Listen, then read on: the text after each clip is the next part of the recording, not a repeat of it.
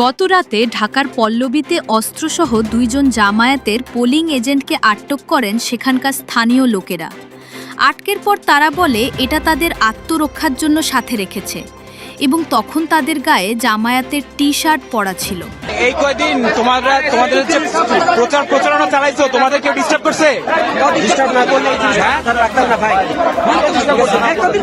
আমরা মিছিল করতেছি, আমাদের সাথে পাল্টা মিছিল করতেছি, আমাদের সাথে ভাই এটা তো পলিটিক্যাল জিনিস, এটা তো সবাই করবে। তোমরা মিছিল করবে, তারাও মিছিল করবে, তোমাদের কেউ ডিস্টার্ব করছে? আমরা এই জায়গায় বসে আমাদের ছবি সংখ্যালঘিষ্ঠ ভাই। তোমরা এই কদিন চালাইছো, তোমাদেরকে ডিস্টার্ব করছে? আমরা কিছুক্ষণ আগে 5 মিনিট আগের কথা, আমরা ওইখানে বসে আমরা গোটা স্লিপ করতেছি, আমাদের ছবি তুলে নিয়ে গেছি। আচ্ছা, সেই প্রমাণ কি তোমার কাছে আছে? ফোন চেক করেন, এখনই পেয়ে যাবেন। তোমার কাছে প্রমাণ আছে? ফোন চেক করেন, এখনই পেয়ে যাবেন। দুইজনের মাঝে একজনের নাম তামিম। তার বাসা জিজ্ঞেস করলে তিনি বলেন তার বাসা 4 নাম্বার রোডে, কিন্তু তাকে যেখান থেকে আটক করা হয়েছে তিনি সেখানের ভোটার না।